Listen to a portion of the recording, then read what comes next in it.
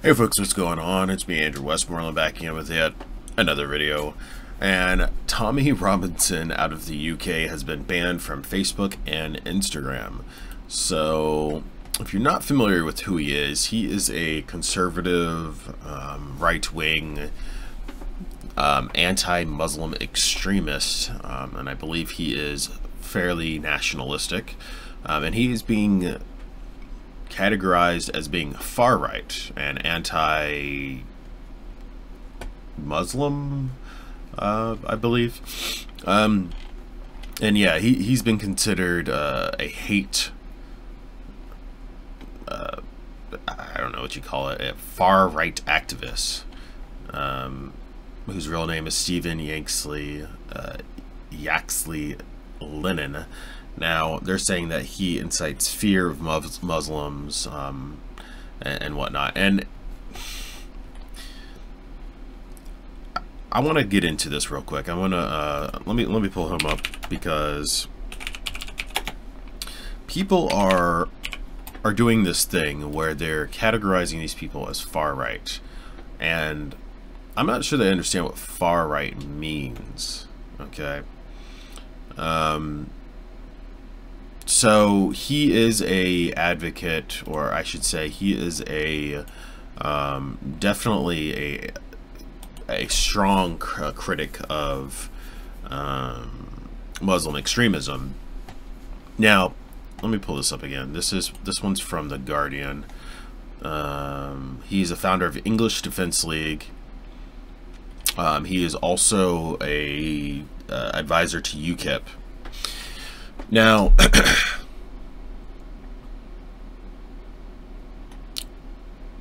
let me just go through this, okay? He was banned from Facebook and Instagram. They are owned by the same people, for repeatedly breaking policies on hate speech, Facebook said. Now, the company said Robinson, whose real name is, we already said his name, Stephen Yaxley-Lennon, broke rules that ban public calls for violence against people based on protected characteristics. Rules that ban supporting or appearing with organized hate groups, and policies that prevent people from using the site to bully others. The decision to ban Robinson from social media sites could threaten his ability to reach large audiences. He is already banned from Twitter, and the decision has cut him off from Instagram, and Facebook will leave him reliant on YouTube as the only major online platform to provide him with a presence. I have a problem with stuff like this, okay?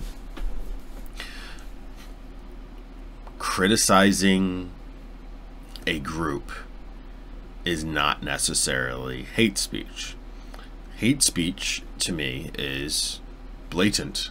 It is KKK. It is neo-Nazis. They're using racial slurs. They're using ethnic slurs.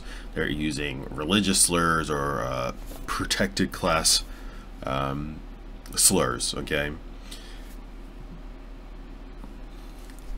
I want to know specifically what he said that categorizes this. All right, so let's keep reading. It says the decision to ban Robinson. Okay, we already did that. In a blog post, Facebook said that the ideas and opinions cross the line and amount to hate speech that may create an environment of intimidation and exclusion from certain groups of society. In some cases, with potentially dangerous offline implications, we take action. How would it create an environment of intimidation and exclusion for certain groups in society if it's an online thing? Like, I don't understand that at all. That doesn't make sense. Tommy Robinson's Facebook page has reportedly broken these standards, posting material that uses dehumanizing language and calls for violence targeted at Muslims. He has also behaved in ways that violate our policies around organized hate. So, I think there's a difference between being mean and being hateful. Okay?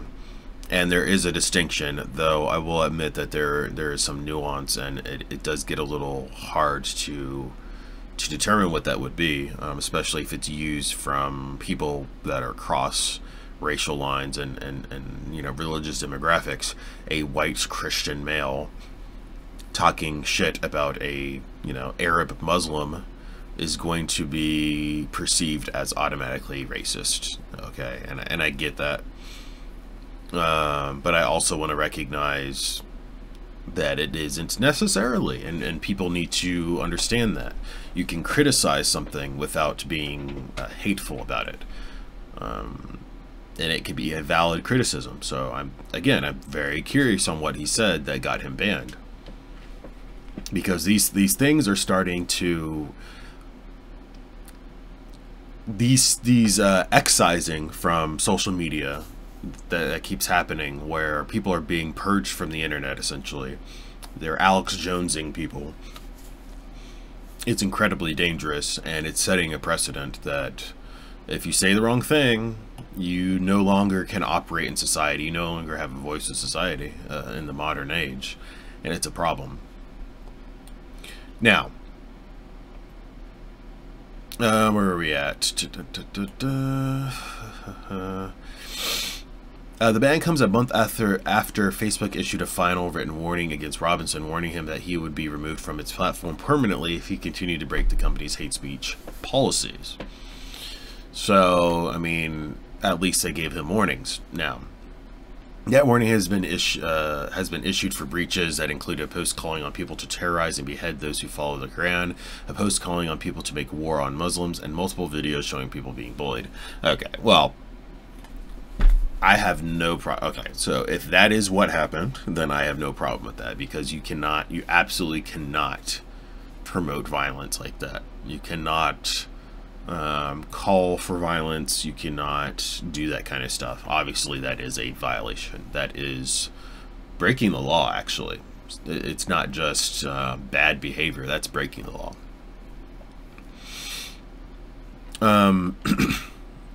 So, I mean, that's fine. If that is what happened, then, hey, that's his fault.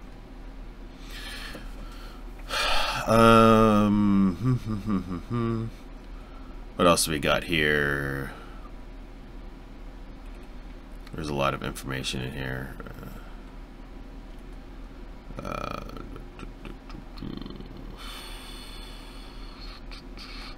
Alright, so let's see what else we got going on here.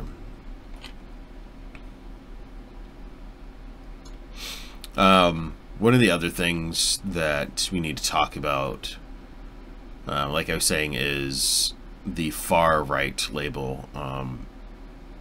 There is a line, okay, and we have to understand that the political compass is something that I typically use, because it is it's a pretty good standard. It's a pretty good metric. It makes more sense to me than other metrics that have been used. And now I can't find it. The one that I had. Political compass is a 4-quadrant system where you can... Okay, here it is. Excuse me. Alright. Authoritarian at the top, libertarian at the bottom, left and right, okay? This is my recent one that I took this year, so I'm, like, you know, a leftist, libertarian leftist. I think that's in the social liberal, I don't remember where, but it's, you know, centrist, fairly centrist in the center. People don't understand that when they call somebody far right, what does that mean? That usually has a fascistic sort of meaning, right? So that would be authoritarian and to the right, okay? That's not what a lot of these people are. A lot of them are moderates, and they're just really loud, and they really are latch onto a certain topic and go to town. This stuff is complicated, and calling somebody an extremist has a really strong connotation. So when I talk about the far left, it has a connotation, and I get that. It isn't to necessarily say that these are bad people, but it makes when I use the term far left or far right, I use it as a way to indicate that this person is an extremist, that they are on the fringe, right? that this is not a logical, rational-minded person. And I understand that there's political opinion there, right? And it's hard. It's hard to quantify a lot of this stuff. But what ends up happening in the mainstream media these days is you'll be like, oh, that person is far right just because they're a conservative. And I'm like, that's not how that works. You know, people call like somebody like Ben Shapiro far right. Like, Ben Shapiro is just a regular conservative. Milo Yiannopoulos, they call him far right. I'm like, no, he's just a troll. You know, he's just a conservative. You know, and it's just like, you know, I don't know. I don't think they understand what far right means. You know, these people are not actually fascists. They're not actually heavy authoritarians like that. They're just conservatives, and the leftist media does not like them. Okay, and I say leftist media not to be disrespectful or to try to promote that narrative that a lot of conservatives do. It's a legitimate criticism, because most of the mainstream media is on the left. Okay, this is another metric I've been using. It's a media bias chart, and it shows on the top here, it shows the extreme left all the way to the center, all the way to the most extreme right. And then it goes like the top is the most reliable original fact, the most journalistic, and way down on the bottom is the most you know, quote unquote fake news. Okay, now if you can see, a lot of these mainstream outlets that are very popular are on the left or far left. Okay, hyper-partisan left. The Intercept, I actually like the Intercept, but I recognize that they are a heavy activist publication. But the Huffington Post, the Young Turks, clearly hyper-partisan far left. MSNBC, Mother Jones, Daily Beast, Slate, Democracy Now!, Mike, Vanity Fair, Vice, Vox, The Atlantic, all that stuff is like on the hyper-partisan left side, and those are all fairly mainstream compared to the conservative equivalents like the Weekly Standard. The Washington Free Beacon, the American Conservative, the Washington Examiner. The only one that I ever really see is the Washington Times, and Reason's like the libertarian conservative one. That's the only real mainstream one that I ever hear about. Well, Fox News.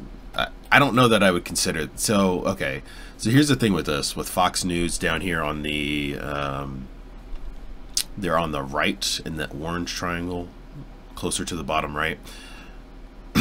I disagree with that placement. It depends whether they're talking about the TV Fox News or the articles on their website, because there is a huge difference. Now, I recognize that Fox News is hyper-partisan right when it comes to their TV coverage, but actually their website, their online articles are fairly good. They're fairly neutral. They have really good reporting, and I would put them closer to Skews right.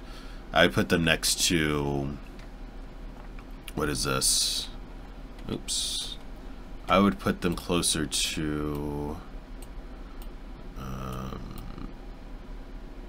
the Reason right here in the middle, and the Drudge Report or something like that. Some are closer to there. Maybe a little bit more closer to the middle. Their online reporting, their articles are actually really good. So again, I bring this stuff up because we need to understand the bias. A lot of people just, they live in these bubbles, these filter bubbles, these tribalist sort of echo chambers, and they don't understand the reality of the world around them. Okay, that there are biases out here that are not addressed. Okay, and when we call these people far right, like, what does that really mean? If they're not a Richard Spencer type, then I wouldn't necessarily call them far right. So I'm going to leave it there. If you like this video, please hit that like button. Please comment down below and let me know what you think. If you are new here, please hit that subscribe button. And if you'd like to support my work and what I'm doing, you can do so down in the description below. Well, all the links for that would be down in the description below. If you want to throw money at me, I am always happy to receive it. It helps expand this channel, and I would like to get my monthly subscriptions back up. I was building a good audience for that, and a lot of support, and it was last year there was a lot going on at a certain point, but now I'm back and I am fully ready and able to make this a thing. So thanks so much for watching. Remember that I'm your centrist voice of reason in a time of hyper-partisan lunacy. See you next time, folks.